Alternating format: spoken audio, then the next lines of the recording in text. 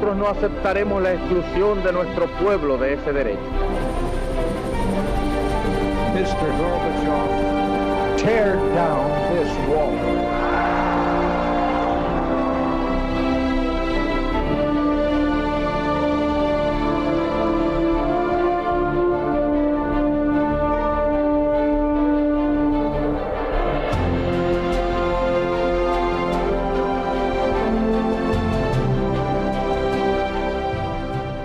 Muy buenas noches, señoras, caballeros, bienvenidos a Tiempos Modernos.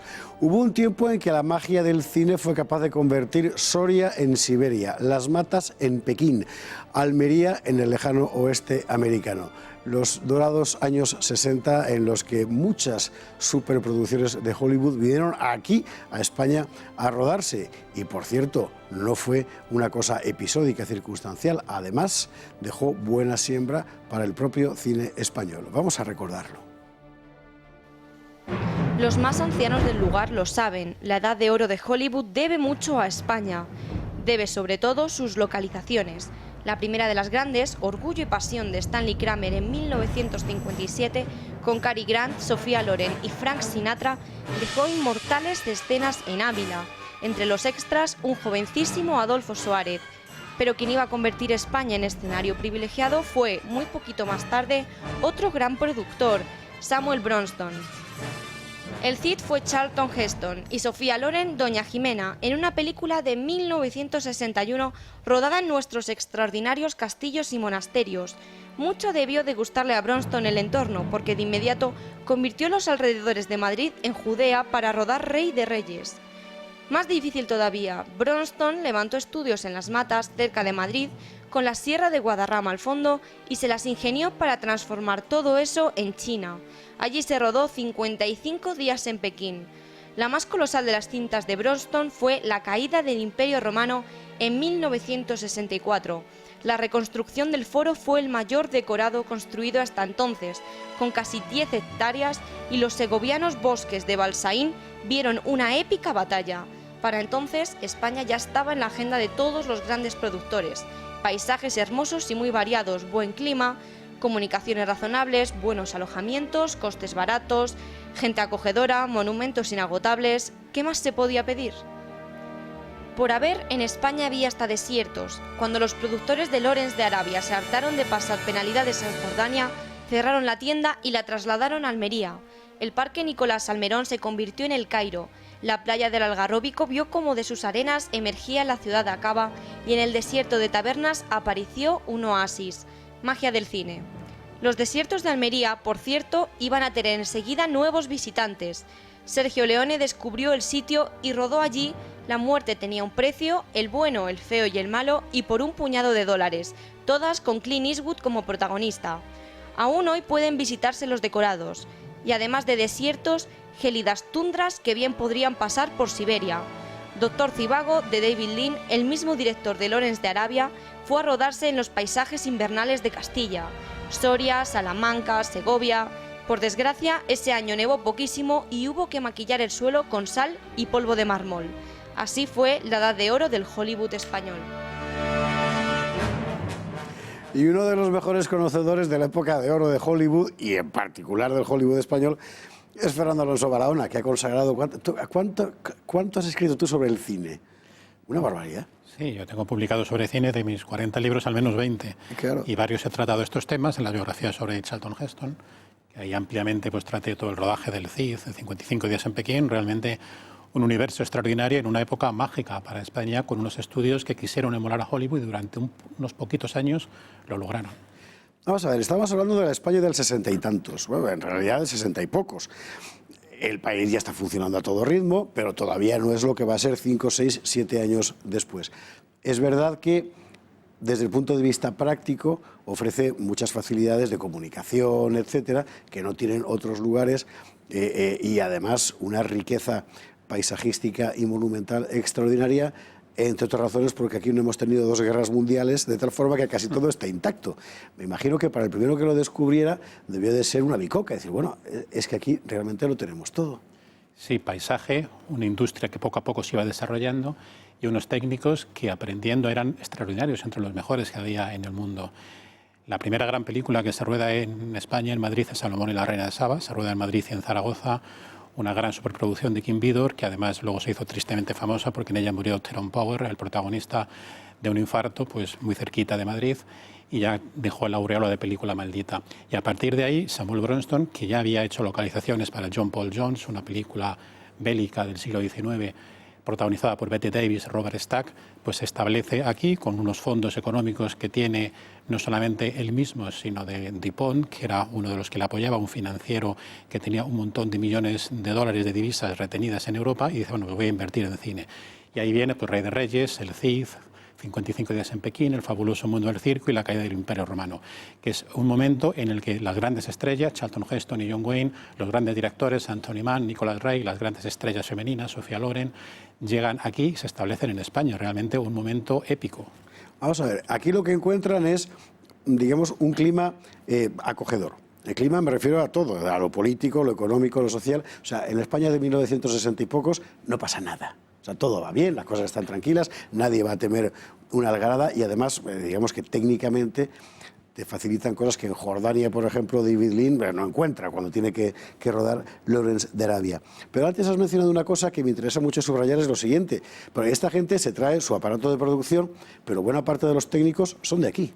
Sí, los técnicos de la segunda unidad, técnicos de fotografía, ahí está el director artístico Gil Parrondo, uno de los grandes que ha muerto recientemente con casi 100 años. Gil Parrondo se forma en El Cid, en La caída del Imperio Romano y en todas estas películas. Y además todas las crónicas de la época pues van revisando y contando cómo muchísimos técnicos que aparecen en los créditos, también actores secundarios, que a lo mejor en los créditos principales que nos quedamos al principio no están, uno se tiene que quedar a ver los créditos que salen al final, donde vienen todos los que han participado en la película. Ahí encontramos muchísimos españoles que luego eso lo aprendieron y lo utilizaron en las películas españolas, y eso dio un aumento de la industria realmente en España. Hay que recordar que la industria del cine en España tiene su época dorada en los años 60, donde se ruedan más de 120 películas al año, y es un momento de auténtica eclosión, no solamente de superproducciones, de coproducciones, sino de cintas rodadas en España y con ambiente español. Ahora iremos a eso, sí, porque es la época dorada de Cifesa, sí, ¿no? En realidad sí. Cifesa es anterior, pero es la segunda época dorada. Estalla y tal, y es una... ¿Por qué Bronston decide no solo venir aquí a rodar, sino además montar aquí tienda? Porque los estudios que manda hacer son impresionantes. Sí, Bronston era un cineasta, un productor independiente que ya desde los años 40 había trabajado para la Columbia. Es un hombre inquieto, un auténtico innovador. Llega por casualidad a España, él es judío, es ruso, y se queda fascinado por el ambiente español. Entra en contacto con las autoridades que realmente le tratan bien, le nombran caballero, y además hay un tema político también importante, que es que le nombran concesionario de la CAMSA, de tal manera que en la segunda mitad de los años 60 Samuel Bronston compra el petróleo en diversos países, lo trae aquí y aquí lo vende, llevándose unas comisiones interesantes. Eso le servirá para invertir en el cine español. Rodó también documentales sobre la España, sobre Fray Junípero, sobre el Valle de los Caídos, y realmente consigue dar un sentido español a los temas. Vemos que en 55 días en Pekín aparecen todas las banderas de los grandes países, aparece la bandera de España y el himno de España. El Cid, que es probablemente la mejor película que se ha hecho sobre un ambiente español y además internacional. Una película que el cine español no ha sido capaz de hacer y que en su elaboración contó con algo que el cine español tampoco ha sido capaz de hacer, que es meter nada menos que a don Ramón Menéndez Pidal como asesor histórico. Es una cosa alucinante. Sí. Samuel Bronston no reparaba en gastos y contrataba a los mejores, pues Anthony Mann y Nicholas Ray como directores, Charlton Heston, que era la gran figura, y a sabiendas de que el Cid era el gran personaje del romancero español, que estaba el poema del mío Cid, pues dice, ¿quién es el máximo especialista en esta materia? Y van a Ramón Menéndez Pidal, lo recoge en los documentales, el nodo de la época, y Charlton Heston tiene una entrevista con él. Es verdad, Ramón Menéndez Pidal ya es un hombre ya más mayor, más pero de 90 años sí, en aquel momento, pero tiene mucho interés, y es su hijo Gonzalo el que trabaja más estrictamente, el que va muchas veces a rodaje de la película. Luego Ramón Menéndez Pidal avala el estreno y dice, esta película tiene sus fantasías, como todos los romances, y porque es una obra artística, pero realmente sí que su interpretación es la del auténtico Cid, y es el hijo, don Gonzalo, el que está mucho más cercano para que la película, que es un romance y que es una gran película épica, pues ciertamente dé una visión positiva y una visión auténtica de lo que es el gran héroe de la España medieval, que es Rodrigo Díaz de Vivar. Hay una cosa que me interesa subrayar, porque a lo mejor mucha gente piensa que, bueno, al final esto es simplemente, bueno, una atracción turística de un lugar exótico donde había burritos y gente bebiendo en botijo. traerse aquí una producción significa que tiene que funcionar toda la logística. Sí. Y una logística de una producción de estas es una cosa completamente fuera de lo común en todo tipo de necesidades. Y aquí funcionaban. Sí. Pensemos en los transportes, por ejemplo. Sí, los transportes, los decorados, los trajes, los vestuarios. Pensemos que estas películas, el coste que tienen es el equivalente al que hoy tendrían pues, La Guerra de las Galaxias o las grandes películas de superproducción.